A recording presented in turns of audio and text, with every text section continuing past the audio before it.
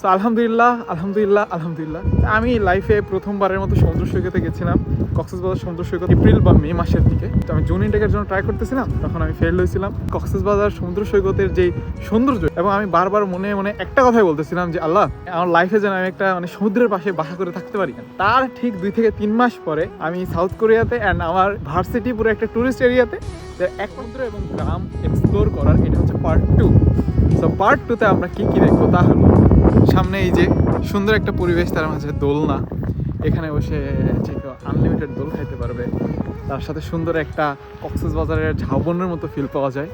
আর যেটা সামনে সব থেকে বেশি সুন্দর লাগতেছে তা হলো এই যে এই পাহাড়টা, খুবই সুন্দর লাগে যে এক সাইডে পাহাড় এক সাইডে সমুদ্র। আমি লাইফে প্রথমবারের মতো সমুদ্র সৈকতে গেছিলাম, কক্সবাজার সমুদ্র সৈকত বাংলাদেশে। তো হচ্ছে এপ্রিল বা মে মাসের দিকে। তো তখন আসলে আমি জুন ইনটেকের জন্য ট্রাই করতেছিলাম, তখন আমি ফেল হয়েছিলাম। তো তখন গেছিলাম আর কি। তখন আমি কক্সবাজার সমুদ্র সৈকতের যেই সৌন্দর্য, এটা দেখে আমি আল্লাহর কাছে লাখো কোটি শুকরিয়া আদায় করছি। এবং আমি বারবার মনে মনে একটা কথাই বলতেছিলাম যে আল্লাহ, আমার যেন আমার লাইফে যেন আমি একটা সমুদ্রের পাশে বাসা করে থাকতে পারি, এই সৌন্দর্য দেখার জন্য জাস্ট।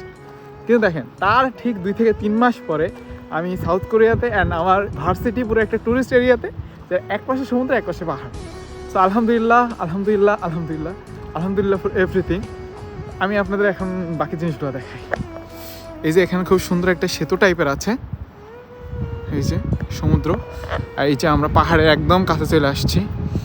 আর এখানে অনেক সার্ফিং বোট আছে।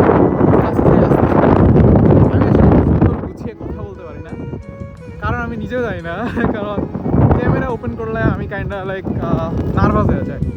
তো সামনে অনেক সার্ফিং বোট একসাথে প্যাক করা আছে। এই যে পাহাড়, কাল সারা রাত বৃষ্টি হয়েছে, আমি এখন জানি না বৃষ্টি হবে কিনা।